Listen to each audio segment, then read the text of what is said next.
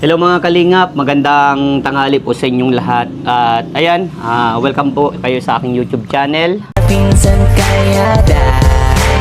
At sa ngayon po, ayan, kasama ko ulit yung aking auntie na ayan, meron po nagpaabot ng tulong po para sa kanila. Ito. Mula po ito kay Ninang. Yan, ito. Mula yan kay Ninang para sa ano ni Lola Nida at ni Tio. At alam ko na na sobrang hirap talaga po sa estado ng kanilang buhay. Kumbaga yung marami pang iniipon na pera para ma-reach yung pang-opera. Marami din pong nagsasabi na wag na daw ipa-opera. So, maraming nagsasabi ng kung iba-iba't ibang comment about dun sa sa aming lola, sa mama ni auntie. Pero kumbaga po talagang nilalaban po nila. Kasi buhay yun. Pero kung hanggang saan man yung makakaya, dun tayo. Laban lang. So, ayan, napakahirap po talaga ng ganun sitwasyon. Siguro kahit sa inyo po kapag may mga ganun pangyayari, siguro lalaban din po kayo para sa pamilya niyo, sa mahal niyo sa buhay, na makasurvive din sa ganung karamdaman. So ngayon tita, ano yung mo, yung nararamdaman mo? Hindi ba kayo nakipag-usap sa doktor kung ano yung pwedeng mangyari, kung sakaling maoperahan, o ano ba yung mga plano para kay Lola? Sabi ng doktor, kapag naoperahan siya, 92% to 98% ang recovery niya. Kaya kami, lahat ng paraan ginagawa namin para madugtungan yung buhay ng pinakamamahal naming mama. So, yun. Ay sinabi ng doktor na 92 to 98. Di ibig sabihin may possible may na chance, okay. So, talagang need talaga ng operasyon. Operation, oo. Kaya, pray. Pray lang, yun yung pinaka-the best, pray lang kay Lord. Kasi yun ang pinaka-the best, talagang magpagaling. Lahat ng paraan gagawin mo para sa pinakamamahal mong magulang. Yes. Yun ang pinaka-the best sa amin lahat. Kahit sino naman siguro gagawin lahat para sa mahal mo sa buhay. Yes. Ang daming pagsubok. Kay Nyong pa, kay Tio. Talagang grabe yung sakripisyo. So, lagi mo lang tandaan, laban lang. Kahit ako, gumagawa akong paraan para mailapit sa iba si Lola at si Tio na masuportahan kahit sa financial man lang ba. O financial lang talaga ang kailangan namin ngayon. Financial, prayer, yun ang kailangan. So sa ngayon, ano ba yung nakikita niyo ni Lola Nida? Recovery, lumalaban. Lumalaban si mama ko. Lumalaban. Fight. Yun. Talagang lumalaban. May nasabi ng doktor na nakikita ng Yeah, kailangan palakasin lang ang katawan ni mama para sa madali ang operasyon. Yun ang kailangan mo. Yan ang kailangan. Keep praying lang tayo. Salamat po sa mga dasal ninyo mga kalingap. Oo. Sa mga tulong kay Ninang na tulong niyo po po sa inyong lahat. Thank you po sa mga tumutulong at sa tutulong pa.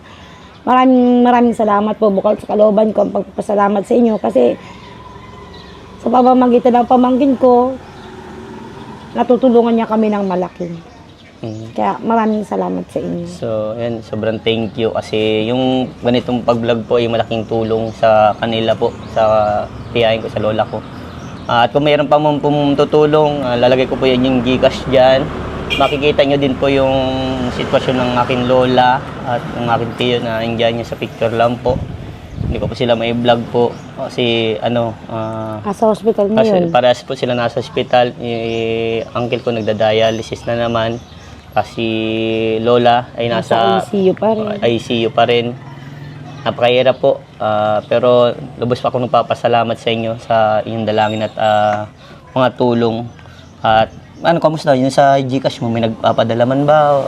Meron. May nagdagdag? Oo, meron. Yung para sinesend ko na kaagad para makaano-ano. May kung hindi na natin banggitin kung ilan taon yung mga nag-send na palagay mo? ipapasalamat na natin Marami din sa vlog. na rin. Di ko lang talaga sila maano na. Marami na rin kasi nga tuwing yung ano, pag may scammer kasi ngayon laging tumatawag sa akin. Kaya iniiwasan ko man na makuha nila yung pera. Kaya binabayad na namin. Binaano na namin. Para maano. Oo, Tama para- yun. So, ayan, sa lahat po na nagsesend po ng GCash, Thank you. ng pagmamahal po para sa aking lola. Labis po kami nagpapasalamat. At yun, sana matulungan niyo po ang aking lola at tiyo na ano yung mga pampinansyal, yung pangangailangan, lalo sa panggamot. Ma-reach po Yan, ma-reach na.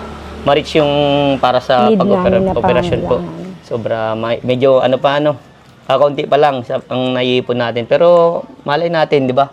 Na may mga mabuting puso dyan na mapukaw ang damdamin na matulungan si Lola. Opo. So, ayan, ano nararamdaman mo, tita? At may mga taong talagang handang tumulong para sa atin. Nagpapasalamat po ako. Talagang, bukal sa galing sa puso ko ang pagpapasalamat. Kasi nga, lahat kami ginagawa namin ng paraan. Yung pamangkin ko, pati yung mama ko talaga, as in lumalaban siya. Pait lang. Lagi nga dyan sa tabi natin yung taas. Kaya, always pray lang po kami lahat. At sa inyo po, umingi din po kami ng sama-samang panalangin para sa kagalingan ng mama ko. At yung mga sa magdo-donate pa po, thank you. Yeah. Maraming salamat po sa inyong lahat. Pwede nyo din po ako ma-message po sa aking Facebook page na andyan po sa description. Pindutin nyo lang yung link ng aking Facebook page. Madadirect na po kayo sa akin kasi marami pong mga scammer na gumagawa ng mga fake page para lang makalikom ng mga pera na makakuha ba.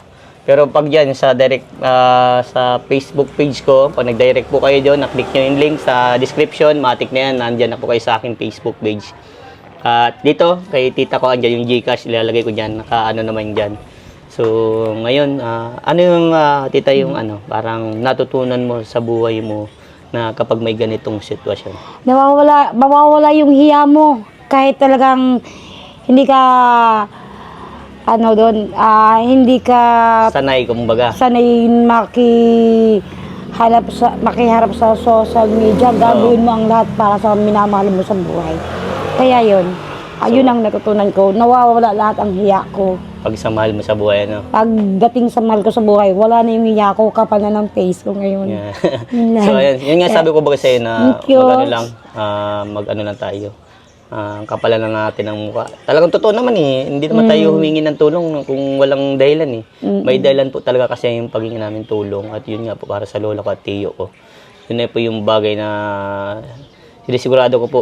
Kasi alam niyo naman si Vincent Calyada, hindi naman po yan talaga na vlog pag about sa mga family. Ngayon lang po ulit kasi syempre unahin ko na muna ang pamilya ko kaysa sa iba. Kasi ang pagtulong, una-una muna dapat ang pamilya bago sa iba, di ba po? So ngayon, ganitong pangyayari, mas ipaprior ko yung pamilya ko kasi mas kailangan talaga po ng tulong, lalo na ganito pong sitwasyon. Buti kung mga lagnat lang, makakaya. Pero kung mas higit pa doon, gaya nga po yung sa lola ko, tas sa tiyo ko, mas mabigat po yung ganong sitwasyon. Kaya mas need talaga po nila yung financial. Kaya ito, ganito yung ginagawa ko. At sana, mag-pray lang tayo, tita, na may mga biyaya talagang dumating. Kasi alam ko dyan sa mga viewers natin, mayroon pa yan, may darating pa yan.